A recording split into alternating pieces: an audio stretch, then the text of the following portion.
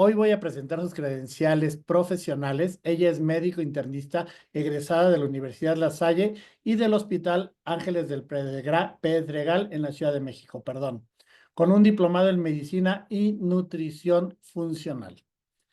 Muchas gracias, Gaby, por traer con nosotros o para nosotros el tema que diste hace un par de semanas en el marco de profesionales de la salud y es toda esta parte de la suplementación con el tema de la diabetes. Muchas gracias, Gaby. Bienvenida y siempre es un honor tenerte aquí con nosotros. Gracias, Javi, por la invitación. Y no es que prefiera el chisme de Jay-Z, nada más nos gusta el chisme. Así que, pues igual, nos quedaremos al final a escuchar tu chisme de hoy, ¿no? Perfecto.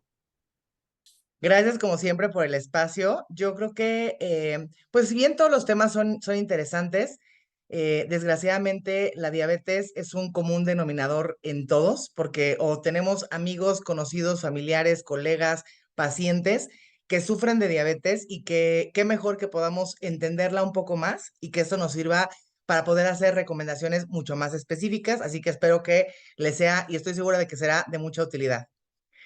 De entrada, la diabetes, bueno, hay varias formas de diabetes. Digamos que la diabetes tipo uno es una diabetes que anteriormente se le llamaba insulino dependiente, ya que se caracteriza por ser una situación en donde por una situación inmunológica hubo destrucción de las células beta del páncreas, lo cual genera que la persona tenga la discapacidad por completo de poder producir insulina. Entonces sí son insulino dependientes, aunque ya no se catalogan de esta forma.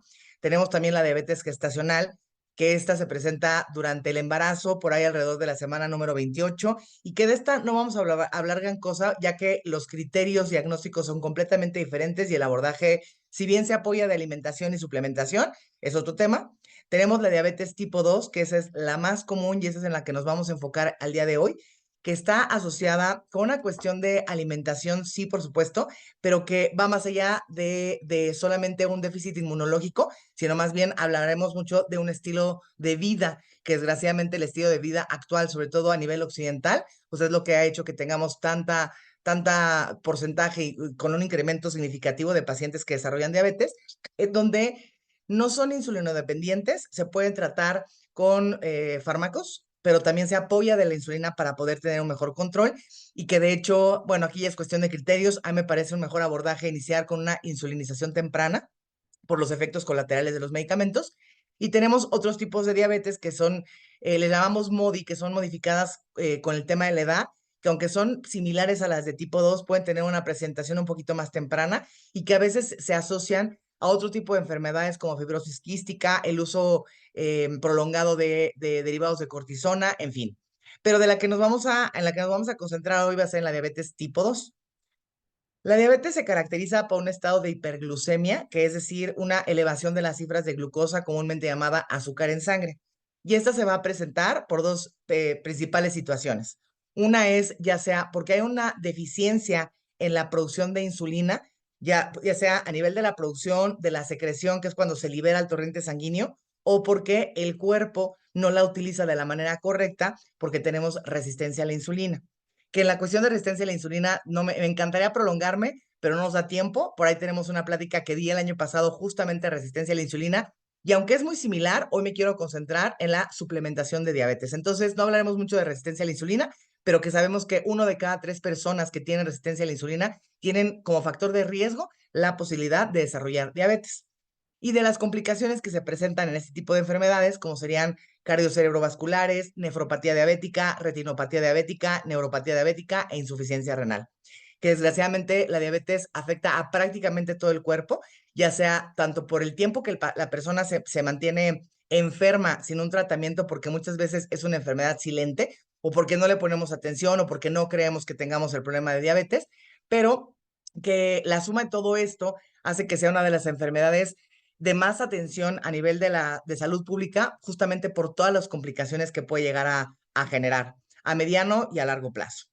Para poder hacer el diagnóstico de diabetes, nosotros nos basamos en algunos criterios y esos criterios son la medición de hemoglobina glicosilada cuando se encuentra por arriba de 6.5, una glucosa en ayuno arriba de 126, una glucosa postprandial, es decir, una medición de la glucosa 2 horas después de los alimentos que se encuentre por arriba de 200 y una prueba aleatoria de glucosa. Es aleatoria, es decir, que sea en cualquier momento del día que nos esté marcando arriba de 200. Cualquiera de estos criterios para nosotros es igual, más bien el paciente tiene que tener 2 de estos para poder nosotros establecer un diagnóstico de diabetes.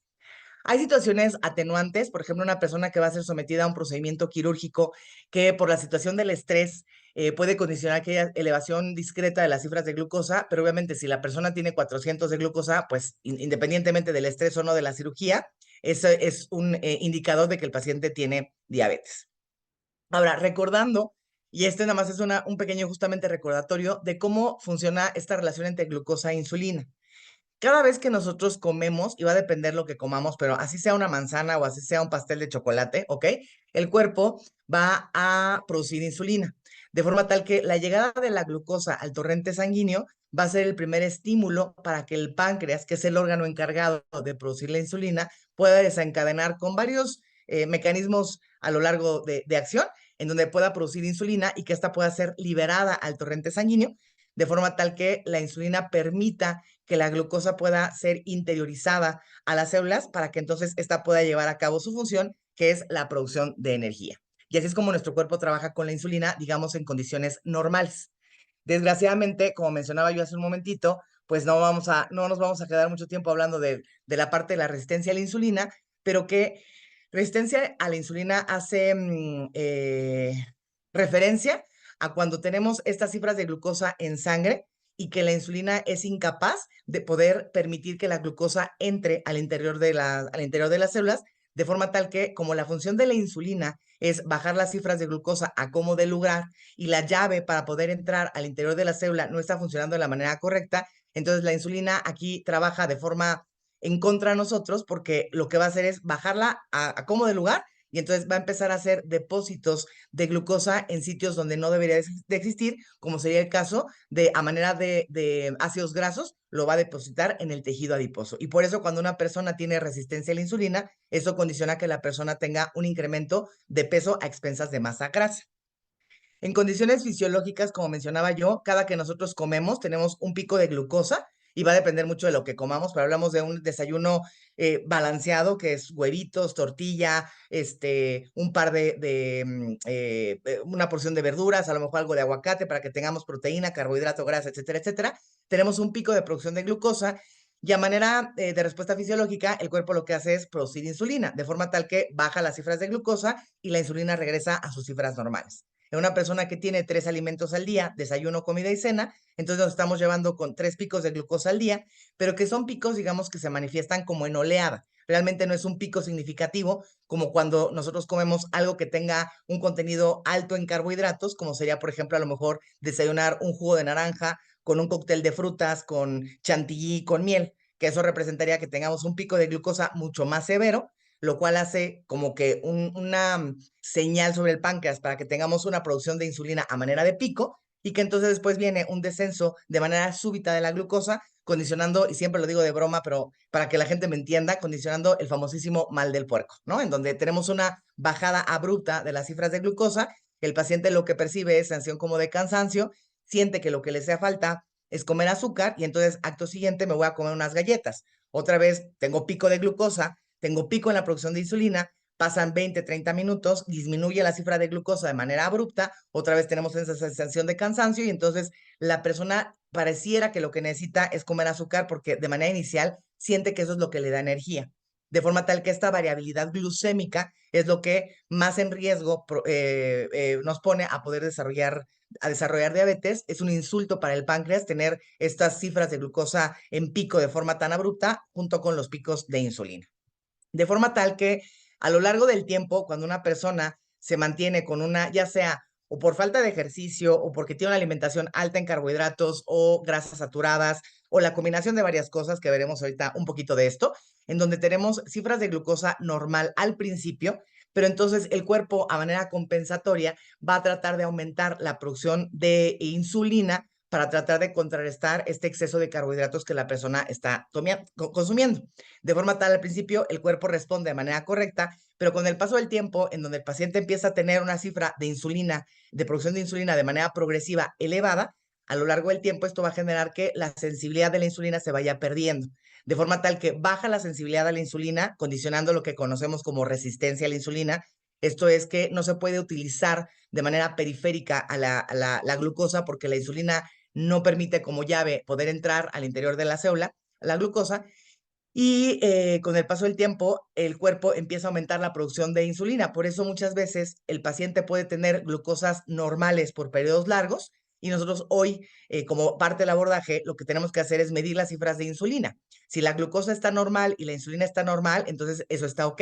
Si la persona tiene cifras de glucosa normal, pero empieza con datos de hiperinsulinismo, esas son las primeras fases. Y nuestro cuerpo maravilloso puede aguantar 10, 15 años en esta situación, pero llega un momento en el que el cuerpo obviamente se agota y entonces no solamente tenemos resistencia a la insulina, sino que además tenemos disminución en la producción de la misma porque las células beta del páncreas empiezan a estar agotadas y entonces la persona ahora sí presenta cifras de glucosa elevadas, desarrollando un problema de diabetes, que se combina con cifras de glucosa elevadas o hiperglicemia, hiperinsulinismo, que con el paso del tiempo va a terminar bajando porque pues el páncreas ya se agotó, y con una resistencia a la insulina de forma permanente. Entonces, esa es como la tríada de lo que sucede en relación con las hormonas, hablando de insulina y de la glucosa. Ahora, tenemos un tejido adiposo, y menciono el tejido adiposo por lo que les voy a comentar a continuación, porque estamos hoy muy obsesionados con la cuestión del peso. Recordemos que la grasa tiene funciones. Tenemos un tejido adiposo blanco y pardo, que cada uno tiene diferentes funciones, y el tejido adiposo blanco se encarga tanto de la reserva energética, es decir, que ante una situación de ayuno, el cuerpo pueda utilizar esa grasa depositada a manera de un sustrato energético para poder producir energía en ausencia sobre todo de carbohidratos. Nos sirve como un aislamiento térmico y también tiene una función secretora. Y ahorita voy a hacer hincapié en esto de la función secretora. Y tenemos un tejido adiposo pardo o marrón que en condiciones normales todos tenemos, independientemente de que unos sean más delgaditos que otros, todos tenemos tejido adiposo y la proporción ideal es que predomina el tejido adiposo blanco contra el tejido adiposo pardo o marrón. Cuando una persona empieza a tener incremento de masa grasa, por lo regular no se incrementa a expensas del blanco, sino se incrementa a expensas del tejido marrón, que lo que hace es una función térmica, liberando, bueno, hay mitocondrias y ATP, etcétera, etcétera, y entonces nos permite que haya una regulación térmica así, pero por eso luego notamos que los pacientes con mayor porcentaje de grasa, pues tienden a tener mucho calor o siempre están sudando porque su nivel térmico siempre está por arriba de lo normal. Ahora, ¿por qué la importancia del tejido adiposo? Porque, insisto, todos tenemos a nivel subcutáneo, pero también tenemos tejido visceral. El tejido adiposo visceral lo tenemos por adentro del abdomen, no es la llantita, sino está por dentro, y todos tenemos cierta cantidad, ya que este tejido adiposo lo que hace es evitar el roce entre un órgano y otro.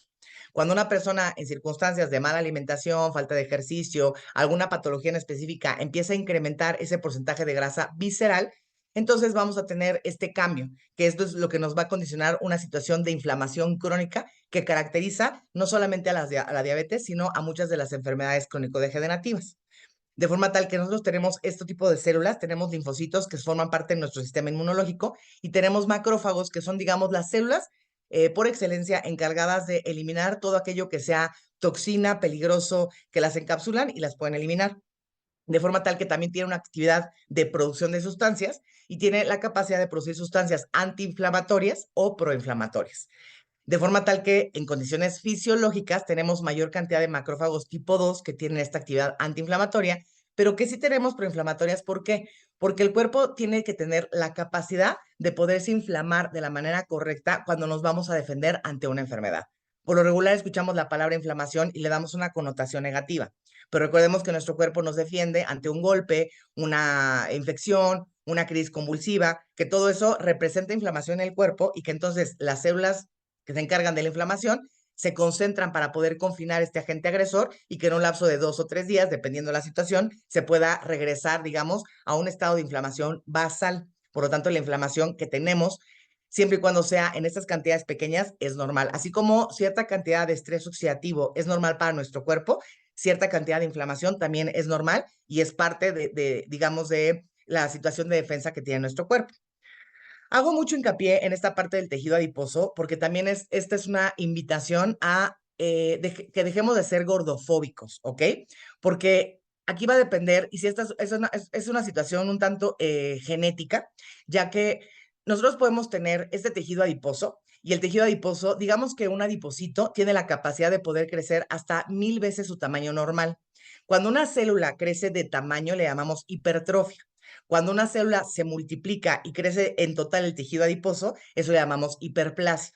De forma tal que el tejido adiposo, al tener esta capacidad de poder aumentar su volumen, cuando tenemos tejido adipocitos, que son las células del tejido adiposo, que crecen de tamaño, en la medida en la que a mayor sea esta célula, tenemos mayor resistencia a la insulina. Entonces, aquí va a depender mucho, por eso decía que depende mucho de la cuestión genética, si la persona, porque ustedes conocerán gente que a lo mejor come, y no come bien, sino que come pues tamales y tacos y cuanta cosa no tan saludable, y nunca suben de peso. Entonces, su genética los favoreció a que cuando menos macroscópicamente no se puede evidenciar, pero eso no quiere decir que no tengan riesgo de desarrollar enfermedades metabólicas, porque si esta persona que por fuera es delgada, sus adipocitos son hipertróficos, entonces tiene el mismo riesgo metabólico, digamos, que un paciente obeso para poder desarrollar enfermedades. Y también tenemos situaciones en donde tenemos pacientes que son obesos porque tienen un exceso de porcentaje de grasa, tanto visceral como de grasa corporal, pero que ellos tienen esta capacidad de no crecer el tamaño de su célula, sino que la célula se multiplica y tenemos muchos adipocitos pequeños en mucho tejido, pero son pequeñitos y entonces estos adipocitos son sensibles a la insulina. Y entonces tenemos situaciones de una obesidad inocua desde la perspectiva de glucosa e insulina, porque son personas que no tienen ni cifras de glucosa elevadas, ni cifras de insulina altas, y que simplemente glucosa e insulina están trabajando ok, de forma tal que el ser obeso no es igual a estar enfermo. Puede llevar riesgo de otras situaciones como temas cardiovasculares o problemas como de carga, dolores articulares, etcétera, pero que desde la cuestión de glucosa e insulina va más asociado a que una persona tenga estos adipocitos de tamaño grande que son insulinoresistentes para poder desarrollar la enfermedad. De forma tal que una invitación hoy en día, cuando yo veo a mis pacientes, más allá de enfocarme en que pierdan peso, es una invitación, independientemente de lo que pese, una invitación a que tengan una alimentación saludable, que posiblemente como consecuencia entonces las personas pierdan ese exceso de masa grasa y que obviamente pues nos va a beneficiar en varias situaciones a lo largo del tiempo, ¿ok?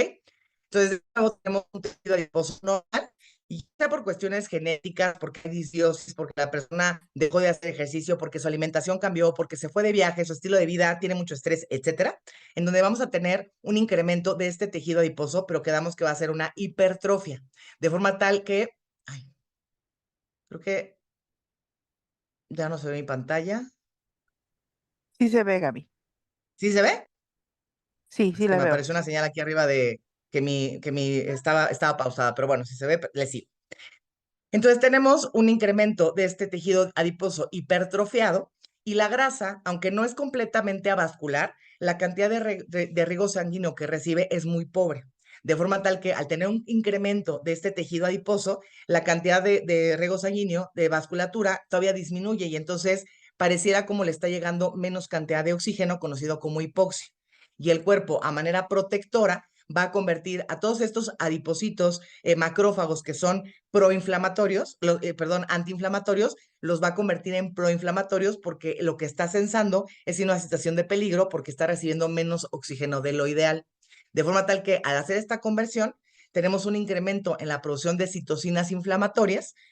Hay muchos nombres, pero las más conocidas son interferón, interleucina 6 y factor de necrosis tumoral, lo cual va a producir que tengamos resistencia a la insulina, que además produce resistencia a la leptina, que la leptina es una hormona que asociamos al tema de la saciedad, y entonces como el paciente no percibe la saciedad, cada vez comemos más, y entonces hace que este adipocito vaya creciendo, y entonces es un ciclo que se va perpetuando, y por eso decimos que son situaciones en donde el paciente se encuentra en una inflamación crónica. Entonces, ahí ya cambié de diapositiva. ¿Sí ven mi nueva diapo?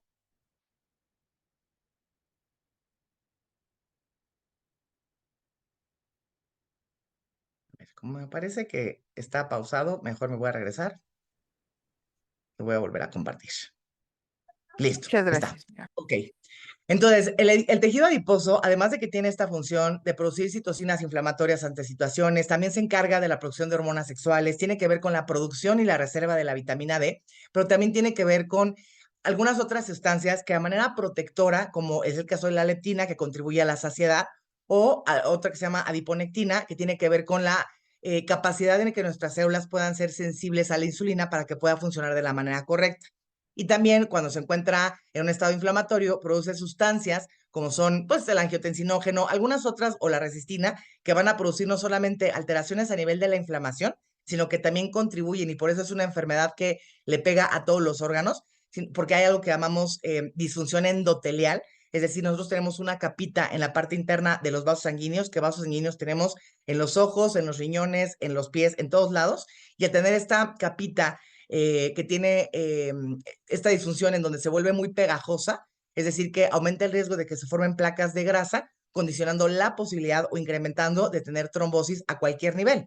Y por eso decimos que se puede infartar el ojo, se puede infartar el riñón, lo que conocemos como gangrena, en donde disminuye la circulación a nivel de las extremidades, ¿no? Que condiciona que el paciente reciba una amputación, en fin, ¿no? Pero todo va relacionado con una inflamación a nivel del tejido adiposo secundario a que la insulina no está trabajando de la manera correcta porque tenemos un exceso de glucosa circulando y que la célula, además de que está retacada de azúcar o retacada de glucosa, no está permitiendo la insulina que pueda entrar de la manera correcta.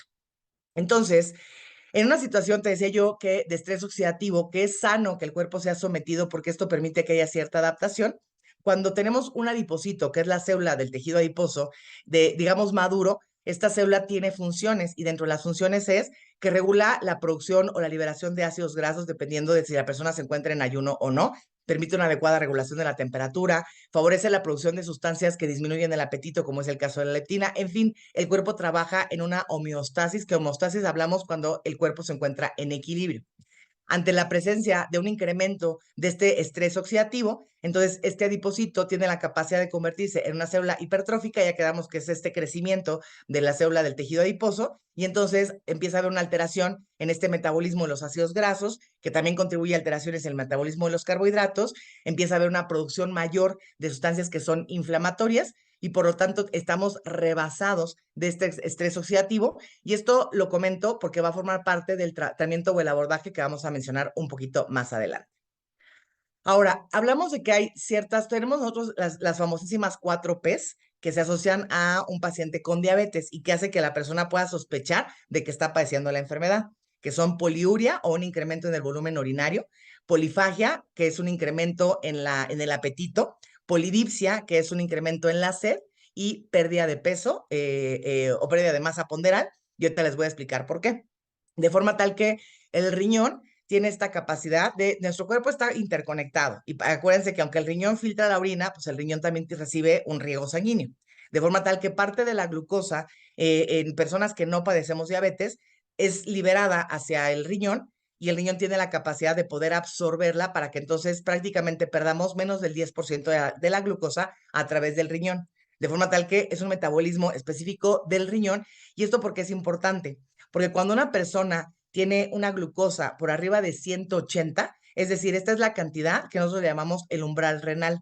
Y esto me habla a mí cuando una persona está controlada, aunque tenga diabetes, pero si su diabetes está controlada, no se va, ni va a estar orinando frecuentemente, ni se va a levantar por la noche a orinar. Si lo hace, no es por un tema renal, posiblemente sea por un tema de próstata, ¿ok? Pero cuando una persona se encuentra con una diabetes descontrolada, se rebasa este umbral renal y entonces el cuerpo trata de compensar eliminando ese exceso de azúcar en sangre, ese exceso de glucosa a nivel sanguíneo, lo va a tratar de eliminar a través del riñón. Y como la glucosa, digamos que es un soluto, pues esa glucosa va a jalar agua. Y eso es lo que contribuye a que las personas tengan esta sensación de poliuria, ¿ok? Y me voy a saltar ahorita y ahorita regreso a esto de la microbiota. Entonces, ¿cómo explicamos esta cuestiones de las 4Ps? Ya te expliqué por qué la persona presenta poliuria, porque al tener un incremento por arriba de 180 de glucosa, el cuerpo lo que va a tratar de hacer es eliminar ese exceso de glucosa a través de la orina y al ser un soluto, pues entonces va a jalar agua.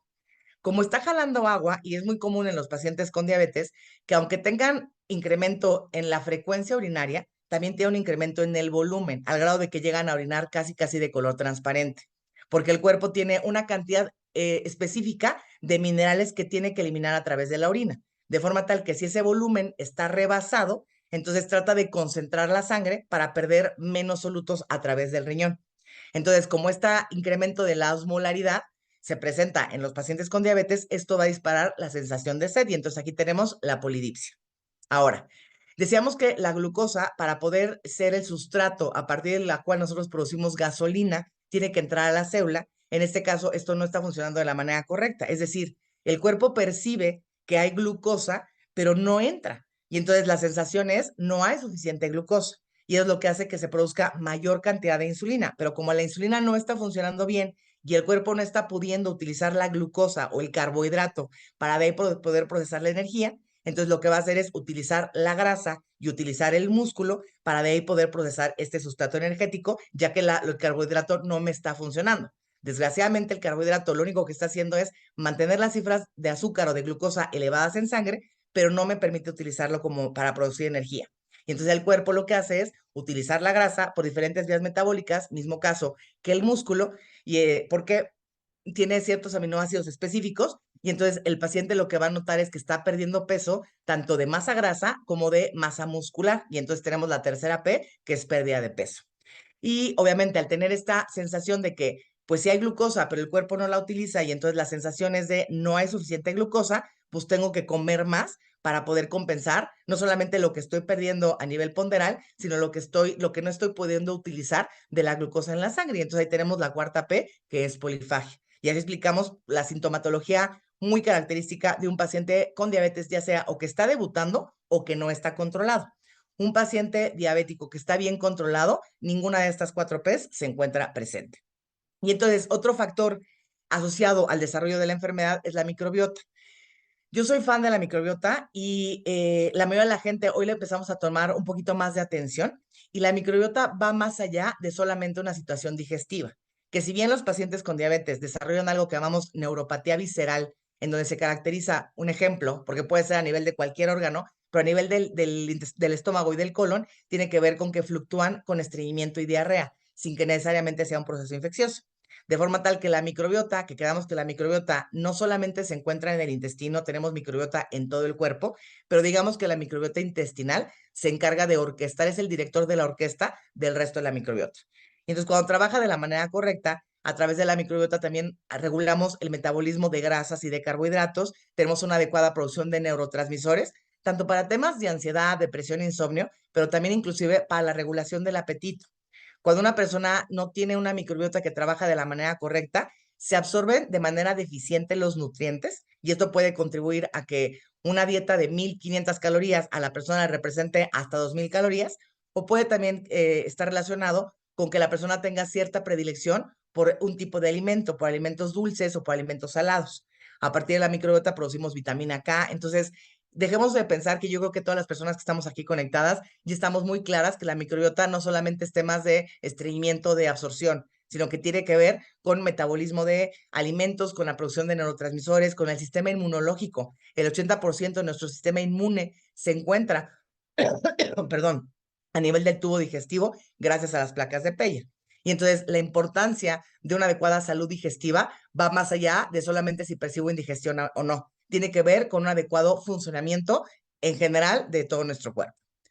Cuando tenemos una disbiosis, que disbiosis quiere decir que se altera el balance de estos microorganismos que tenemos en el intestino, entonces vamos a trabajar de la manera incorrecta, de forma tal que se altera la producción de sustancias, tanto las que son orexigénicas, es decir, las que abren el apetito, como de sustancias que son anorexigénicas, las que inhiben el apetito. Tiene que ver con la producción de incretinas, que hoy sabemos que son sustancias en este eje intestino, cerebro, endocrino y demás, en donde a partir de que el cuerpo percibe que hay glucosa circulando, entonces eso hace que a través de diferentes formas de señalización con neurotransmisores, con hormonas, etcétera, se puedan mandar señales para que el cuerpo empiece a producir como una que se llama el péptido Y, neuropéptido Y, o la leptina, ¿no? Que tiene que ver con la saciedad, la grelina, que tiene que ver con el apetito. Todo esto se va a encontrar alterado.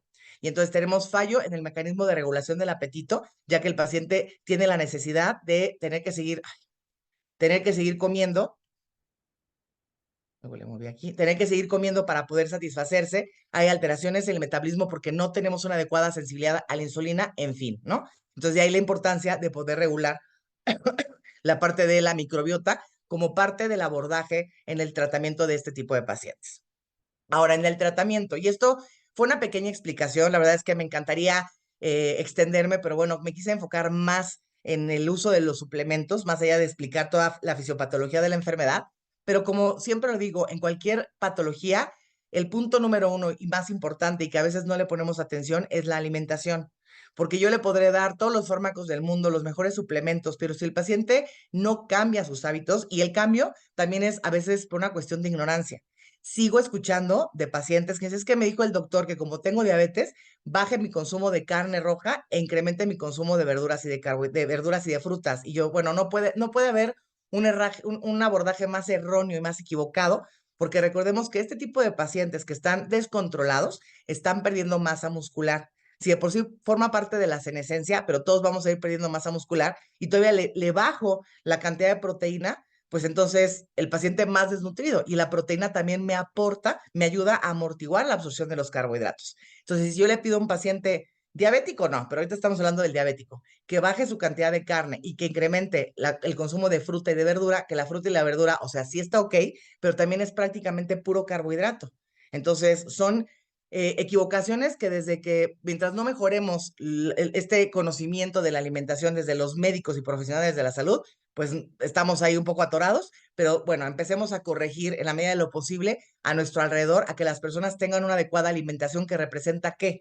Un adecuado consumo de proteína de alto valor biológico, o sea, proteína animal, que tengan una cantidad adecuada de consumo de grasas saludables, porque el cuerpo requiere poderse inflamar de la manera correcta. No es lo mismo la grasa inflamatoria del queso, el chicharrón y el tocino, a que comamos grasa como el aguacate, semillas y demás, y que más bien tenemos que moderar, lo cual no quiere decir quitar por completo, y enseñar a consumir carbohidratos.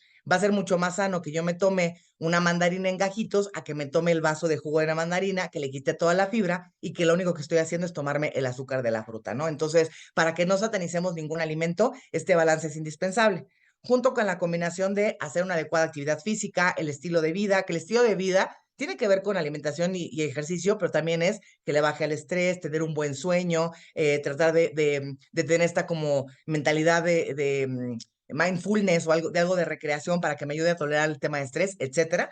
El apoyo de la suplementación, el tratamiento farmacológico, que si bien en muchos casos es necesario, desgraciadamente el común denominador es empieza con el medicamento y luego si quieres haces cambios en la dieta, cuando más bien debería de ser al revés, sobre todo cuando está debutando el paciente, ¿no? Y el acompañamiento emocional, que siempre es indispensable. Y lo que nosotros buscamos en las metas de diabetes es que tengamos una cifra de glucosa preprandial o antes de comer de 80 a 130 miligramos por decilitro.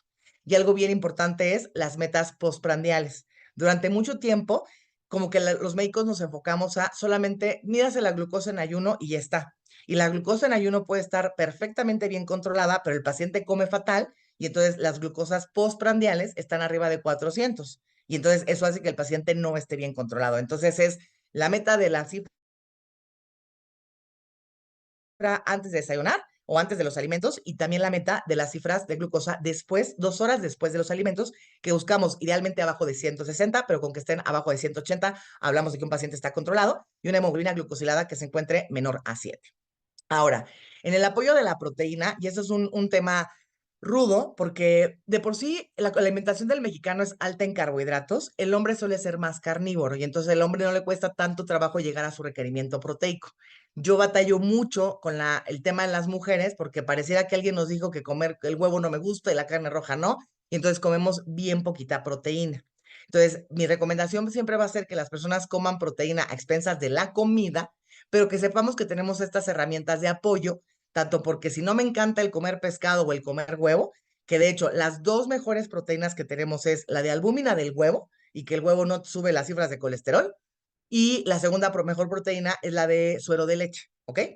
De forma tal que aquí les estoy mostrando este comparativo. Haciendo en la primera columna tenemos al Nutrimil, en la segunda el Nutrimil Active Nutrition, y después digamos que los productos más comerciales, incluyendo el Pediasure, que en ese ahorita no me voy a enfocar porque no voy a hablar de la población pediátrica. Lo que nosotros buscamos de un suplemento es que tenga un adecuado aporte proteico. Y esto te va a servir hasta para cuando vayas a comprar un yogurt. Porque, por ejemplo, un yogur griego, lo que lo hace griego es el aporte proteico. Entonces, llegar a buscar, que hoy tenemos como 100 opciones, ¿no? Y llegar al stand donde están todos los yogurts, y tú encuentras que el yogur griego dice que tiene 2 gramos de proteína y 18 gramos de carbohidrato, eso de griego no tiene absolutamente nada. Y entonces, si nos vamos a los que realmente tienen mayor aporte proteico, tú te vas a dar cuenta que empieza a aumentar el costo, porque no es lo mismo que te comas el que tiene 2 gramos de proteína con 18 gramos de carbohidrato, que es como que te estás comiendo una tortilla con frijol, ¿no? A que te comas el que tiene 10, 12 gramos de proteína con 8 o 10 gramos de carbohidrato, que eso equivale a como que te estés comiendo un bistec o una pechuga de pollo. Y entonces esto hace que se encarezca el precio, sí, pero porque el tipo de proteína, más bien, más que el tipo, la cantidad de proteína cambia, ¿vale? Entonces aquí te estoy mostrando, y esto nada más es como para quitarnos la idea, porque igual me han llegado a preguntar varios de ustedes, es que un paciente diabético puede consumir Nutrimil. Bueno, si se toman el Ensure, que no se tomen el Nutrimil, por supuesto, ¿ok? Entonces tenemos en la, no le vamos a poner atención a lo que dice kilocalorías, porque calorías puede ser de proteína, de grasa o de carbohidrato, eso no nos interesa, ¿ok? Pero de entrada, el aporte proteico, en donde el Nutrimil Active Nutrition me aporta 21 gramos de proteína, y de los de uso más comercial, el mejorcito, digamos, que es el Ensure Advance, que me aporta 13 gramos de proteína, o sea, prácticamente la mitad. Y si yo me voy a la siguiente columna, veo que la cantidad de hidratos de carbono que tiene el Nutrimil Active Nutrition es 24. 24, digamos que es el equivalente a una fruta y media, versus el Ensure Advance que tiene 32, ¿ok? Y recordemos que carbohidratos no solamente es azúcar, carbohidratos también es fibra. Entonces, a mayor cantidad de fibra que tenga un alimento, pues mayor cantidad de carbohidratos tendrá, de forma tal que estos carbohidratos, una gran parte de esos carbohidratos es fibra, que es fibra funcional. Y que aquí es matar 2 pájaros de un tiro, porque si además la persona tiene problemas digestivos, pues le voy a ayudar también. Además de que se está nutriendo, le voy a ayudar a tener una mejor digestión. Y entonces, esta cantidad de fibra contribuye al tema de los carbohidratos, pero no me contribuye a cifras de glucosa. Por lo tanto, utiliza carbohidratos de bajo índice glicémico y por lo tanto cualquier paciente diabético lo podría utilizar siempre y cuando esté contemplado dentro del cálculo calórico. Y ahorita explico esa parte, ¿ok? Pero el resto de los de comerciales, el Ensure, bueno, tiene casi el doble, o sea, la cantidad de carbohidratos, el Boost, tiene muchísimo carbohidrato, ¿ok? Y después nos vamos al aporte de azúcares totales, en donde el Nutrimil Active Nutrition tiene 10 gramos de azúcar y los demás que dice NR, es decir, no reportado, que desgraciadamente al estar catalogados como suplementos alimenticios, no tienen que tener una etiqueta completa, ¿no? Entonces, ya con esto espero que les sirva como un parámetro comparativo para poderle recomendar a una persona que si quiere controlar sus cifras de glucosa, puede utilizar el Nutrimil Active Nutrition sin ningún problema. Y digo el Active Nutrition, ¿por qué? El Nutrimil convencional es una proteína, solamente el de chocolate tiene combinación de proteína de suero de leche con proteína vegetal. El de fresa y el de vainilla son proteína vegetal. Entonces, solamente que la persona fuera vegana, le podemos recomendar el Nutrimil. Pero en mi opinión, si es una persona diabética y sobre todo que apenas estamos buscando el control, en donde lleva un rato de estar perdiendo masa muscular, va a ser mucho más recomendarle el Nutrimil Active Nutrition, tanto porque tiene menos aporte de carbohidratos, como porque tiene un poco más de proteína y porque lo que tiene es proteína de suero de leche, que es lo que la caracteriza al Nutrimil Active Nutrition.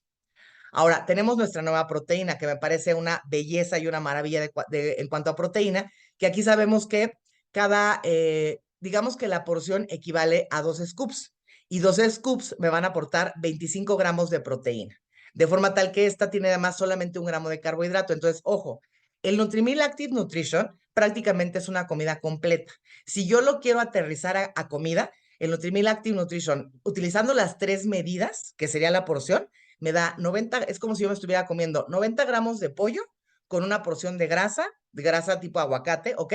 Un cereal, una fruta y una taza de verduras. Entonces es una comida completa. Por favor, dejen de agregar más fruta, no requiere más fruta. Digo, a menos de que sea alguien que está corriendo un maratón o que se está preparando para hacer hipertrofia muscular, y te hablo de los fisicoculturistas o atletas de alto rendimiento, nadie más necesita ponerle, ay, es que sabe vainilla y le quiero poner frutita, pues piensa que le estás poniendo mayor cantidad de carbohidratos que a lo mejor ni falta te hace, ¿ok? Entonces, el Nutrimil, ya sea el convencional o el Active Nutrition, le llamamos meal replacement, porque equivale a una comida completa. No hay que ponerle nada más.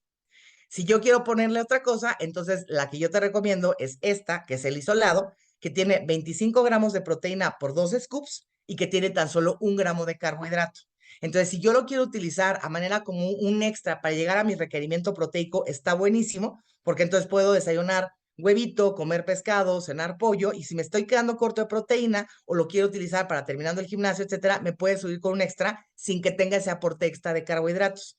Ya si además lo quiero utilizar a manera de cena como un sustituto completo de comida, entonces ya puedo yo elegir si le pongo algo de semillas como nuez o pistacho, le puedo agregar agua o leche de coco, o le puedo poner una fruta, idealmente que sea de bajo índice glicémico, y lo puedo convertir en una comida completa, ¿ok? Ahora, características de esta proteína. Es una proteína que no es ni vegana ni es vegetariana, es una proteína animal porque es de suero de leche, ¿ok? Y a diferencia de lo que la gente luego cree, es que soy intolerante a la lactosa. Si bien obviamente va a tener un porcentaje pequeño de lactosa porque es un derivado del suero de leche, cualquier persona que sea intolerante a la lactosa la puede consumir. Contempla que el Nutrimil Active Nutrition tiene fibra y que la fibra me amortigua la absorción de los carbohidratos y que también me ayuda a regular la parte digestiva. Si es una persona que tiene tendencia al estreñimiento, a lo mejor le podría dar la proteína isolada, pero además le he tenido que recomendar que comiera, además de que coma más verduras en el día, lo podría combinar con algún tipo de una tacita de verduras extra, ¿ok? Ahora, les quiero explicar este tema de la proteína, porque ha sido un tanto controversial entre que varios de ustedes han sido pacientes míos y me dicen, oye, a ver, Gaby, ¿cómo es el cálculo de la proteína? A mí no me encanta que alguien que no sea profesional de la salud haga recomendaciones de cuánta proteína tiene que comer alguien, pero como sé que de todas maneras lo hace, pues mejor les voy a enseñar cómo se hace, ¿ok? Entonces, digamos que una persona promedio, cualquiera de nosotros que va a 1 hora de ejercicio todos los días, no hablemos del Michael Phelps, no hablemos de, o sea, de casos extremos, y alguien que tiene una función renal normal, ¿ok? El cálculo de proteína va de 1.2 a 1.5 gramos de proteína, de aporte proteico por kilo de peso ideal, ¿ok? Y hago esto hincapié porque a mí el peso ideal no existe, simplemente me sirve para poder hacer cálculos. Si yo tengo una persona que pesa 120 kilos y le quiero dar la proteína en base a los 120 kilos, la cantidad de proteína que le voy a dar es mucha. Entonces, me sirve hacer el cálculo del peso ideal, que hoy en día buscas en internet fórmula de peso ideal y ahí te va a decir cuál es el peso ideal de la persona, que esto lo único que me sirve es para poder hacer cálculos. Recordemos que el peso ideal no me permite ver cómo es la composición corporal, no me habla de grasa ni de músculo, entonces no es importante el peso ideal, simplemente para poder hacer un cálculo. Entonces, por ejemplo, si yo tengo una mujer que mide 1,60 y que pesa 80 kilos, no le voy a calcular el 1.2 gramos de proteína en base a los 80 kilos. Le voy a calcular el 1.2 gramos de la proteína que su cuerpo necesita en base al peso ideal, que en este caso su peso ideal es de 55 kilos. Si yo multiplico 55 por 1.2, entonces eso me da 66 gramos de proteína.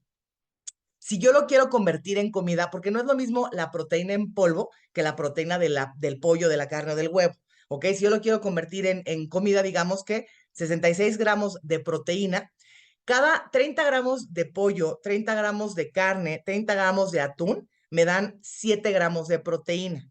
Entonces, si me tocan 66 gramos de proteína y lo quiero convertir en comida, voy a dividir 66 entre 7 y eso me va a dar 9.5 porciones. Lo voy a redondear a 10.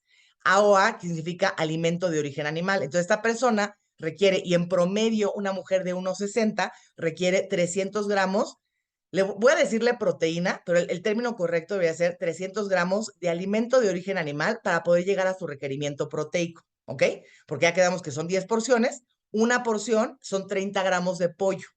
Y entonces si multiplico 10 por 30 son 300, ¿ok? Ya quedamos que 30 gramos de pollo me dan 7 gramos de proteína. Entonces, si 2 scoops de la whey me dan 25 gramos de proteína, si yo me tomo esas dos medidas, lo que estoy recibiendo es el equivalente a 100 gramos de producto de origen animal, o sea, 100 gramos de pollo o de carne o de huevo o de bistec, ¿ok? Si yo me tomo del Nutrimil las 3 medidas, que es la porción, que viene de 21 gramos de proteína, esto me va a dar el equivalente a 90 gramos de alimento de origen animal. Porque luego me dicen, oye, Gaby, es que me dijiste 300 gramos de proteína, pues me tengo que tomar como 10 malteadas de la proteína, güey. A ver, no. 300 gramos de proteína animal, que ya quedamos que así se hace la conversión. Y espero que esto haya quedado súper claro, porque luego veo que andan haciendo recomendaciones o de muchísima proteína. Y ojo con esto, lo ideal es que la persona no se quede corta, ¿no? Entonces, yo no busco que los pacientes anden por la vida con una báscula, a ver cuánto me estoy comiendo, pero sobre todo al principio sí es importante que sepamos que un huevo me da 30 gramos de proteína y que un bistec, una pechuga o un filete en promedio son de 90 a 120 gramos. Y ya con eso me sirve para más o menos hacer el cálculo. Entonces, es importante, sobre todo porque aprendiendo a comer, que no se queden cortos. Si se pasan por un poquito, 30, 50 gramos de proteína, no pasa nada. Pero si me estoy quedando corto, entonces sí me va a contribuir no solamente a sarcopenia, sino a que me cueste más trabajo controlar las cifras de glucosa. Inmediatamente es impresionante cómo los pacientes con diabetes empezamos a hacer este cambio de que coman suficiente cantidad de proteína. Y no es que no coman verduras, sino más bien se amortigua la absorción de los carbohidratos porque tienen un adecuado consumo de proteína y además contribuye a la saciedad, lo cual también hace que les sea más fácil controlar la ingesta de alimentos, que aunque cuesta un poquito de trabajo al principio por la adicción al carbohidrato, con el paso del tiempo ya no sienten como que me estoy sacrificando o me quedo con hambre. Se sienten satisfechos y además están bien nutridos, ¿ok? Ahora, la suplementación tiene varias finalidades. Una es acompañamiento de la propia enfermedad. Dos, el alivio de los síntomas y de las complicaciones. Y tres, reducir efectos colaterales del tratamiento farmacológico. ¿Ok? Entonces, ¿qué suplementación vamos a recomendar? Número uno, el omega 3, que en nuestro caso es el Biomega, esta combinación de EPA con DHA, cuya dosis ideal debería ser de 1 gramo, que para nosotros 2 cápsulas del Biomega me está dando 1 gramo de esta combinación de EPA con DHA. Evitemos dar el omega vegano es marketing, el omega vegano lo que tiene es ALA y nuestro cuerpo tiene la capacidad nula o mínima de poder convertir el ALA en EPA, que digamos es la sustancia activa. Debe tener ciertas características que ya conocemos de nuestro Biomega, que sea destilación doble molecular, que no tenga una capa entérica para que se pueda absorber de manera correcta. ¿Por qué le voy a recomendar a un paciente con diabetes el consumo de omega 3? Número uno, porque me va a ayudar a controlar todo el cuadro inflamatorio que ya mencionamos. Dos, me contribuye a disminuir el porcentaje de grasa corporal siempre y cuando haya una alimentación de la mano. Tres, permite la utilización de otros sustratos energéticos, además de la glucosa, para poder producir energía y poder producir gasolina. Y dos, me contribuye a disminuir los síntomas, como es el caso de la neuropatía periférica, porque tiene actividad de desinflamatorio, ¿ok? Además de todos los beneficios cardiovasculares a nivel neurológico que nos contribuye, pero bueno, ahorita estoy hablando específicamente de los beneficios. Quedamos que es esta paliación, esta combinación tanto de para apoyar la enfermedad, posibles efectos o complicaciones y posibles efectos colaterales de los medicamentos. El probiótico, el uso de probióticos. Nuestros probióticos tienen justamente estas características, que son las características de un buen probiótico, que tenga cuando menos 2 cepas, que tenga mínimo 10 billones de unidades formadoras de colonia, que no requiera una red de frío, porque en la red de frío se pierde obviamente la efectividad, idealmente que sean en polvo. Estos probióticos son conocidos por ser probióticos de tercera generación y que vengan con alguna fibra prebiótica, como es el caso del probiótico, que viene con inulina. ¿Cuál es el beneficio de utilizar los probióticos en los pacientes con diabetes? Número uno, corregir los problemas digestivos, pero también regular esta cuestión de neuropatía visceral. Recordemos que son pacientes que pueden fluctuar entre estreñimiento y diarrea, y entonces cuando andan con diarrea, luego les quieren dar antibiótico, o cuando andan con estreñimiento, los quieren llevar a los laxantes, ¿no? Entonces, lo ideal sería que no ocupara ni uno ni otro, sino que al darle probióticos podamos regular el hábito intestinal, moderando un poquito esta cuestión de la neuropatía visceral a nivel gastrointestinal, pero también me va a reforzar el sistema inmunológico. Son pacientes que su sistema inmune, sobre todo cuando están descontrolados, está un poquito más comprometido y entonces tienen mayor riesgo de infecciones. Y el dar probióticos, aunque aunque ella tenga tenido infección de garganta, si le doy probiótico, que va a ir tanto para todo lo que es el trayecto del tubo digestivo, pero recordemos que nuestro sistema inmunológico principalmente está a nivel intestinal. Y aunque yo le dé probióticos de forma oral, sé que me van a impactar para disminuir el riesgo de infecciones a nivel gastrointestinal, pero también infecciones de vías respiratorias, infecciones de vías urinarias, que es súper común que lo padezcan los pacientes con diabetes por este flujo incrementado del volumen de glucosa a nivel del riñón a manera de compensar o eliminar ese exceso de glucosa, pero también porque hay medicamentos cuyo mecanismo de acción justamente es similar a esto, o sea, bloquean el receptor del riñón y lo que hacen es eliminar el exceso de glucosa a nivel renal. Y entonces esto aumenta el riesgo de este grupo de pacientes a que tengan infecciones. Entonces me va a mejorar el sistema inmunológico a nivel general y me va a favorecer el metabolismo de carbohidratos y de grasas, ¿ok? Entonces es la razón del por qué vamos a dar probióticos. Hay diferentes cepas que hoy cada vez hay mucho más auge y se le ha puesto mucho más atención a la parte de la microbiota, en donde sabemos que hay cepas específicas que me ayudan al metabolismo. Empezamos a utilizar terminología como de psicobiótico o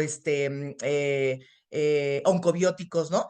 Y sí, hay cepas que ya se están trabajando de manera específica, pero cuando una persona tiene una disbiosis, más allá de darle la cepa, que luego la cepa ni le sirve de nada, lo primero que tengo que hacer es rebalancear, y el que una persona los puede tomar diario, sí. ¿Es necesario? No.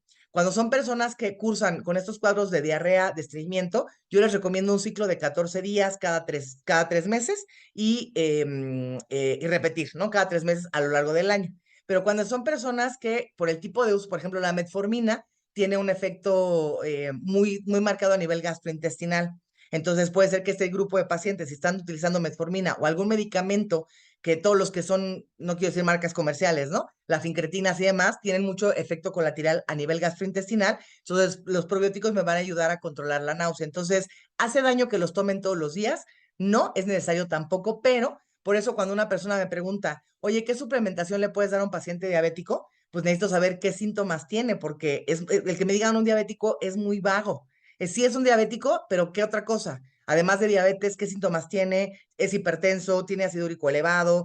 No es lo mismo el que yo le recomiende magnesio a un paciente que tiene estreñimiento a un paciente que tiene diarrea, porque le voy a perpetuar la diarrea. Entonces, un contexto que espero esto les sirva como para que podamos razonar un poco, para poder dirigir ya de manera específica algún suplemento en base no solamente a la enfermedad, sino también al síntoma con el que está cursando la persona. Después tenemos los antioxidantes, que antioxidantes ya vimos cuál es el efecto a nivel de estrés oxidativo. De forma tal que antioxidantes tenemos para aventar para arriba, que mis favoritos siempre van a ser los Essentials. Para mí los Essentials es el mínimo indispensable que cualquier persona se debería de tomar en una dosis de 2 a 4 tabletas al día, no solamente por ser multivitamínico, sino también porque tiene esta cantidad pequeña pero jugosa de antioxidantes. Tiene quercetina, resveratrol, licopeno, ácido alfa-lipoico, N-acetilcisteína, en fin, y que a diferencia de lo que la gente cree, que luego yo le quiero dar una dosis muy alta de alguno, siempre que doy dosis alta de algún antioxidante, corro el riesgo de tener algún efecto colateral. De forma tal que yo prefiero darle esta combinación que tiene un poquito de todo, pero que al estar combinados hacen sinergia y me va a dar mejores resultados, disminuyendo el riesgo de tener efectos secundarios. Porque bueno, aunque son vitaminas y suplementos, efectos secundarios me refiero sobre todo a intolerancia gastrointestinal o que me dé náusea o que le dé diarrea, no, nada como grave. Pero si una persona se toma el magnesio y porque le estoy recomendando 4 cápsulas al día y le da diarrea, después de 2 semanas, pues sí, a lo mejor muy bien de la glucosa, pero ¿quién quiere vivir con diarrea? Entonces, no necesariamente lo tengo que llevar a la dosis máxima de cada uno si yo le doy una combinación relativamente pequeña, pero en sinergia para que podamos tener este efecto positivo, disminuyendo el riesgo de tener efectos secundarios, ¿ok? Entonces, aquí pueden ser Essential, sí, o también podría ser el Proflavanol, el Total Pack, el Biomega, que también funciona como un antioxidante, Procosa, el HPS, ahora que tenemos el MTB. Y entonces yo empiezo mi razonamiento siempre es, a ver, si es una paciente mujer que tiene 45, 50 años, o sea, ya está cercana o ya está cursando con temas de menopausia, que además tiene diabetes, ¿cuál sería la combinación? Porque aunque yo quisiera que todos se tomaran todo, pues eso luego no es posible. Y entonces empiezo yo a hacer este rompecabezas, pues sé que a lo mejor le podría dar los Essentials junto con el MTB, seguramente le voy a tener que dar algún tipo de proteína porque se va a cansar de estar masticando pollo después de que no llegan a su requerimiento proteico, y entonces, y vitamina D, ¿no? Entonces, esa es la combinación, pero siempre es como aterrizado mujer, hombre, en qué edad, qué síntomas tiene, para poderles dar en la cantidad mínima indispensable, pero para que la persona pueda notar un efecto benéfico. Y entonces, en esta cuestión del estrés oxidativo, tenemos que se favorece la hiperinsulinemia, hay depresión de los ácidos grasos omega 3, favorece que tengamos resistencia a la insulina. Entonces, estrés oxidativo tenemos todos. En una situación de hiperglicemia, el estrés oxidativo se incrementa y por eso es que el utilizar antioxidantes va a ser benéfico, de nueva cuenta, tanto para disminuir o paliar la propia enfermedad, el mecanismo a través del cual se desarrolla la enfermedad, como posibles síntomas o complicaciones en cuanto a cardiovascular, nefropatía, etcétera, etcétera. El dar magnesio, ¿no? El dar magnesio, que para mí el magnesio y la vitamina D es como de, no hay persona en el mundo que no se beneficie de utilizar esta combinación. Y si el magnesio, lo platicamos mucho en todas estas sesiones, funciona en más de 300 procesos celulares, y el magnesio va a favorecer la actividad de tanto el receptor de la insulina como la producción de la insulina, como la sensibilización de la insulina en tejidos periféricos. Entonces, el magnesio va a ser benéfico para cualquier paciente, desde resistencia a la insulina hasta cifras de glucosa ya alteradas, en cifras decentonas hasta cifras ya muy elevadas, ¿ok? Porque tiene diferentes mecanismos de acción. ¿Cuál es la única contraindicación o cuál es la única razón por la cual yo a un paciente con diabetes no le recomendaría magnesio? Serían dos. Una es que esté en este momento cursando con diarrea y entonces primero me encargo de corregirle la diarrea sin darle antibiótico, habiendo descartado un proceso infeccioso. Y la otra es que tengan algo que llamamos hipotensión ortostática.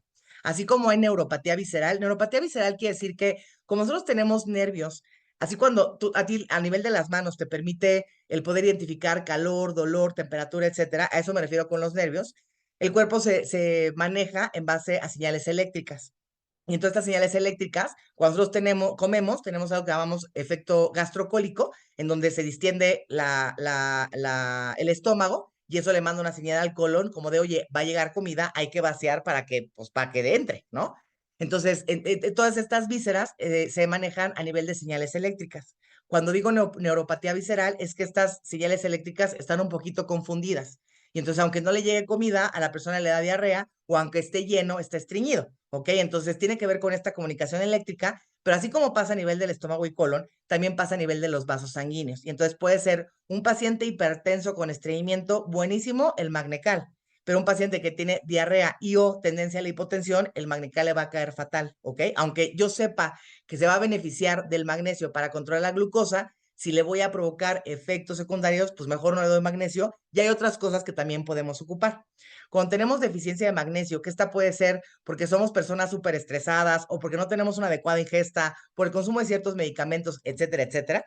Entonces, condiciona que haya disfunción de la célula beta, que es la célula del páncreas encargada de producir insulina. Tenemos desarrollo de inflamación crónica, que es el segundo mecanismo a través del cual la persona desarrolla problemas de diabetes. Y tenemos cambio en la señalización de todo lo que tiene que, porque el magnesio tiene que ver en todas las funciones celulares, lo cual condiciona que tengamos hiperinsulinemia, alteraciones en la señalización, es decir, resistencia a la insulina, condicionando hiperglicemia y desarrollando diabetes tipo 2. Entonces, en la medida en la que su intestino me permita darle magnesio, pues le voy a dar magnesio, y en la medida en la que su presión arterial me lo permita, le voy a dar también magnesio, ¿ok? Entonces, ¿cómo es que trabaja el magnesio? Favorece la presencia de estos receptores a nivel celular para que pueda entrar la glucosa de una mejor manera. La vitamina C contribuye a esta parte del estrés oxidativo y el cromo también va a favorecer la señalización de la insulina. Y entonces por eso podemos empezarle a escoger o podemos empezarlos a cambiar a lo largo del acompañamiento de suplementación que le vayamos a dar, ¿ok? Entonces, si no le puedo dar magnesio o independientemente que le dé yo magnesio porque sí me lo tolera, también le puedo dar zinc. El zinc, el cromo y el selenio son de los minerales que más me ayudan a que la insulina se produzca de la manera correcta, a que la insulina salga al torrente sanguíneo a trabajar de la manera correcta, ya que la glucosa pueda ser interiorizada a la célula, ¿ok? Entonces, el mecanismo de acción de cada una es diferente. Y si bien tenemos una ingesta diaria recomendada, recordemos que aquí cuando hablamos del IEDR es el nivel mínimo para evitar desarrollar una carencia, pero en lo que nosotros hacemos siempre recomendaciones hablando de dosis terapéuticas, en donde un adulto puede consumir hasta 40 miligramos de zinc, ¿ok? Y actúa a través de diferentes sitios de acción, en donde tiene que ver con el receptor, la producción, etcétera, etcétera. La vitamina D3, que también hoy, y ahora que ya la tenemos en México, la super podemos utilizar, ¿ok? Decía yo que entre magnesio y vitamina D para todos. Y además, paradójicamente, se ayudan, porque si bien el magnesio me favorece el tránsito intestinal, la vitamina D estriñe. Entonces, si es una persona que no me está tolerando tanto el magnesio, pero le quiero dar magnesio, si le doy vitamina D, me va a ayudar a que tolere más la parte digestiva, ¿ok? Entonces, el magnesio es laxante, digamos, y la vitamina D estriñe. Y lo comento para que también si una persona tiene mucho estreñimiento y no he contemplado darle magnesio y le voy a dar vitamina D, pues seguramente lo voy a estreñir peor. Entonces me conviene empezar a ver, si está estreñido, pues le puedo dar el Nutrimil Active Nutrition, que lo nutre porque tiene proteína, pero además tiene fibra para ayudarle al baño, y entonces sí le puedo dar la vitamina D. Y la ventaja que yo le veo a nuestra vitamina D, al ser de 400 unidades, pues sí, puede ser que sea más complicado el que la persona tome las 5 tabletas que le darían las 2000 unidades, pero no todos requerimos la misma dosis. Entonces, la población geriátrica, o sea, abuelitos de 65 años para arriba, luego requieren menos cantidad de tabletas, o si hay estreñimiento, pero le quiero dar vitamina D, le puedo empezar con una dosis más pequeña. Entonces, yo creo que es una gran ventaja que sea en presentación de 400 unidades, cuando menos a mí me permite graduar. Y si lo que necesito darle son las 2000, pues se tomará 5 pastillitas que además son chiquitas, ¿ok? La dosis es de 2000 a 4000 en promedio. porque no todos requerimos lo mismo, no es lo mismo la población pediátrica, hablamos de un grueso, pero sean de 2,000 unidades, que serían 5 tabletitas de Usana, con la ventaja de que recordemos que tiene vitamina K2. Escucho a personas, me dicen, no, es que mi doctor me dijo que no tomara suplementos de vitamina D, o porque me producen piedras en los riñones, o porque me calcifican las arterias. En la presencia de litiasis renal a expensas de calcio, digo, hay muchos factores, pero tiene más que ver con que la persona no se hidrata de la manera correcta, con que abusa de las harinas y con que hay deficiencia de vitamina D. De forma tal que si no hay vitamina D que pegue el calcio al hueso y la persona está tomando solamente un calcio, pues solamente eso le va a condicionar que tenga piedras en los riñones. Pero si además de darle calcio con magnesio, que sería lo ideal, le doy vitamina D3 con K2, entonces eso va a permitir que el calcio se pegue y que se pegue en donde yo quiero, que es en el hueso. Y entonces la deficiencia de vitamina D produce litiasis renal. Y el dar vitamina D, al contrario, disminuye los cuadros de piedras en los riñones. ¿En qué se beneficia? A nivel de glucosa, tiene que ver con que aumenta la funcionalidad de las células beta y aumenta la sensibilidad de la insulina. O sea, todos estos que estoy mencionando yo, antioxidantes, el cromo, el zinc, tiene que ver con la producción de insulina y el receptor de insulina para que no solamente se produzca bien la insulina, sino que se conecte al receptor de la manera correcta y entonces la glucosa pueda bajar de las cifras que tenemos a nivel de sangre y pueda hacer sus funciones, que es la producción de la energía. Entonces tiene que ver con la vitamina D sobre la secreción de la insulina, ya dijimos la secreción y la producción, tiene que ver con la actividad de la misma insulina, ¿ok? Entonces, vitamina D asociado a temas de síndrome metabólico, me ayuda a controlar también colesterol y triglicéridos. Cuando una persona tiene deficiencia de vitamina D, nos cuesta más trabajo controlar las cifras de colesterol y triglicéridos, además de que contribuye a que la tiroides esté alimentada o nutrida de la manera correcta. Tiene que ver con que las personas les cuesta más trabajo perder masa grasa, o sea, vitamina D para todos, ¿ok? El cromo, que actúa de una manera muy similar a como comentaba yo, como el caso del Cell Zinc, a nivel de ciertos receptores, y que además cromo zinc lo tenemos en los Essentials, ¿ok?